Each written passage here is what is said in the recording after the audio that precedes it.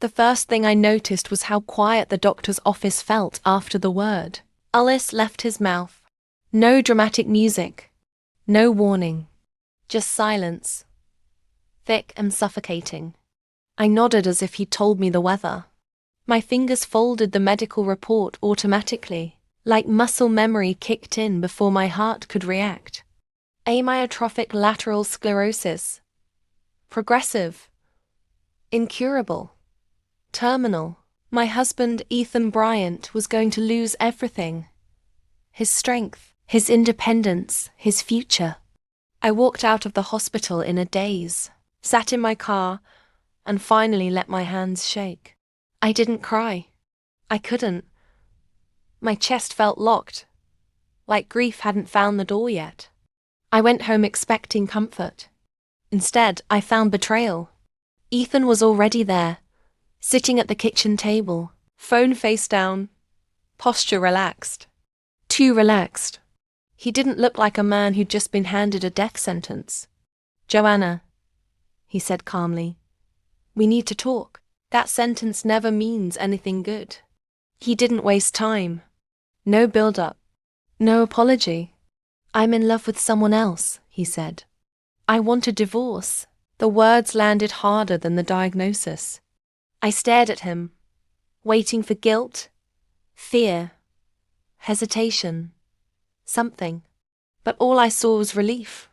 Like he'd finally said something he'd been rehearsing for months. "I don't want your money," he added quickly. "You can keep everything. The condo, the savings. I just want her." That's when it hit me. The man who was going to need care, support, patience, was walking away from the only person who would have given it without hesitation. Something inside me went completely still. I didn't scream, didn't cry, didn't ask why. I reached into my purse, felt the edge of the diagnosis report and left it there. "Fine," I said softly. "I hope you mean that." He smiled, thinking he'd won. Less than 24 hours later, we were at the county courthouse filing for divorce. The clerk explained the mandatory 30-day waiting period and stamped the paperwork. Ethan took the receipt like it was a prize. "Don't change your mind," he warned, already texting someone else. I nodded. What he didn't know was this: I had already let him go. And once I did, everything became very simple.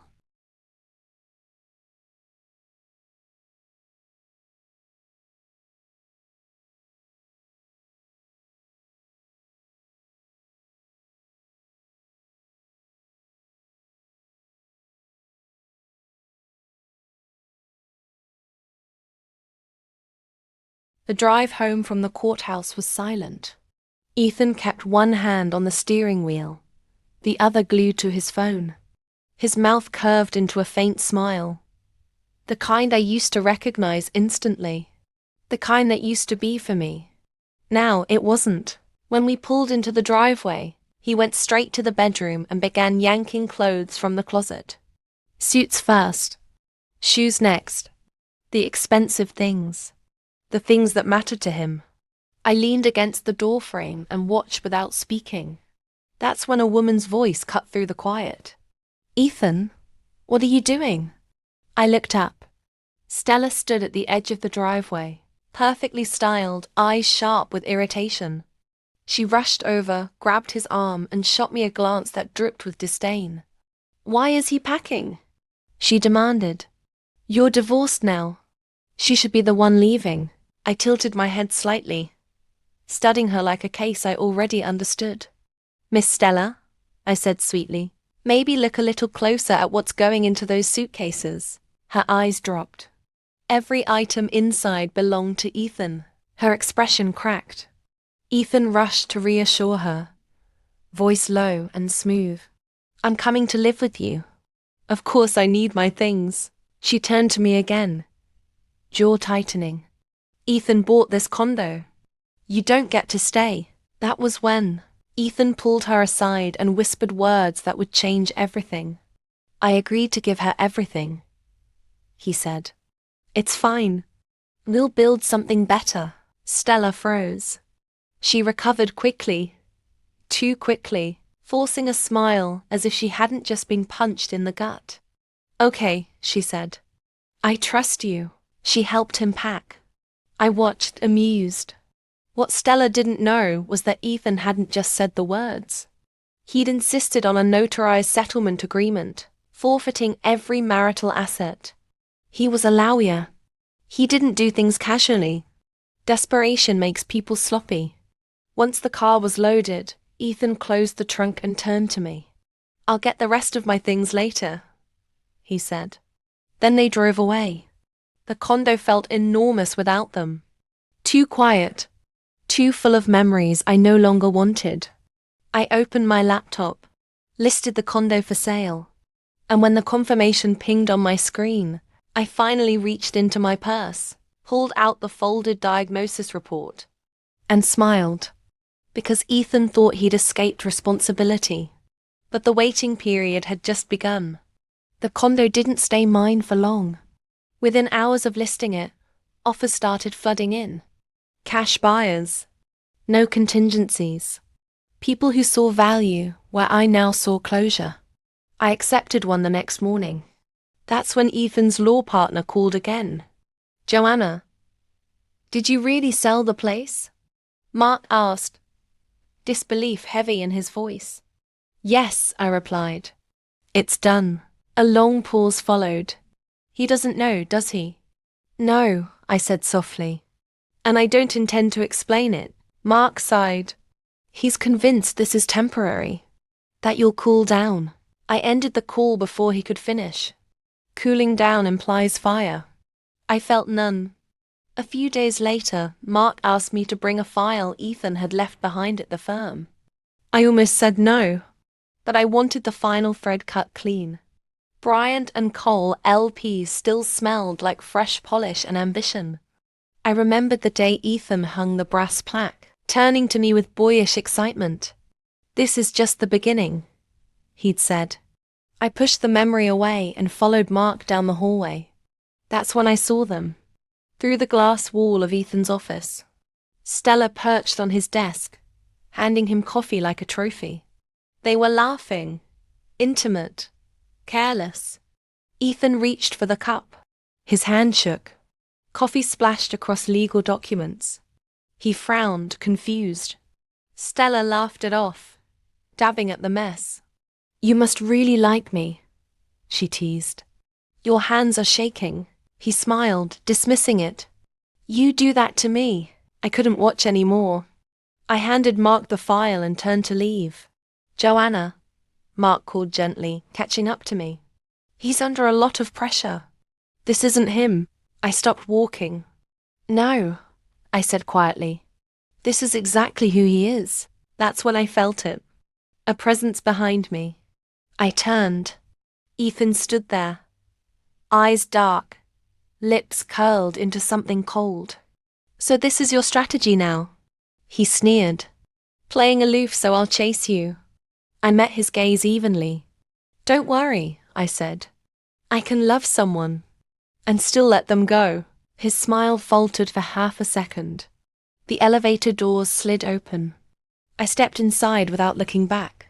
That night, I packed what little remained and scheduled a courier. Everything Ethan left behind was boxed and shipped to his office. Cash on delivery. Let him pay for his past. As I sealed the final box, my phone buzzed. A notification from my bank. Deposit received. The condo was officially gone. I exhaled slowly. The trap was set. And Ethan still had no idea what he'd lost. The hospital smelled like antiseptic and denial. Ethan sat rigid in the exam room, hands folded tightly in his lap as if discipline alone could keep his body obedient. Stella paced near the window, heels clicking sharply against the tile, irritation bleeding through her concern. "This is ridiculous," she muttered. "You're overworked. That's all." The neurologist entered quietly, carrying a thin folder. Ethan straightened. Stella stopped pacing. The doctor didn't sugarcoat it. "The tremors aren't stress-related," he said. Your ENG confirms motor neuron involvement. Stella frowned. What does that mean? The doctor hesitated, then spoke clearly. It means this condition will progress. Muscle weakness. Loss of coordination. Eventually, you'll need assistance with daily tasks. Ethan's face drained of color. Stella crossed her arms. So? Medication fixes this, right? There's no cure, the doctor replied. Silence followed, heavy and final. Ethan nodded mechanically. How long? Everyone is different, the doctor said gently. But planning early is wise. Outside, Stella snapped. You let her scare you, she said sharply. Doctors exaggerate. Ethan didn't answer. He couldn't stop staring at his hands. They were still shaking. That night, he dropped his keys twice. Missed a step on the stairs. Knocked over a glass of water and stared at the spill like it had betrayed him. Stella noticed. She just didn't like what she saw. 3 days later, my phone rang. Unknown number. I almost ignored it. Almost.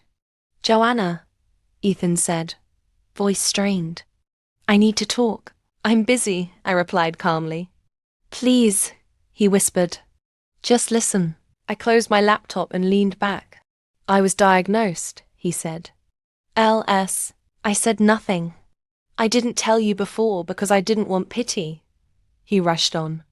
But now, I'm scared. That was the moment. I pulled the folded report from my drawer and placed it on the desk in front of me. I know, I said. Silence. You knew? He breathed. I knew before the divorce, I continued evenly. Before you packed your suits. Before you said you wanted freedom. His breathing turned uneven. You let me leave, he said slowly. Yes, you let me sign everything. Yes. A long pause. You could have stopped me. I could have, I agreed. But you made your choice while you still could.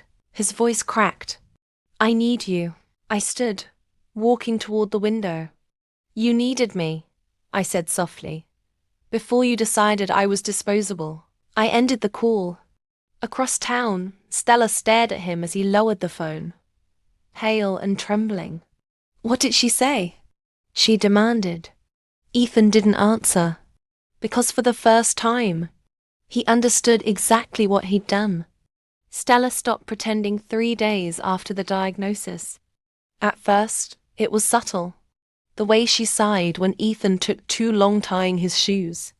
How she walked ahead of him in public, never offering her arm. The way her phone always seemed more important than his words. Then the bills arrived. Neurology consults. Imaging. Medication that only slowed what couldn't be stopped.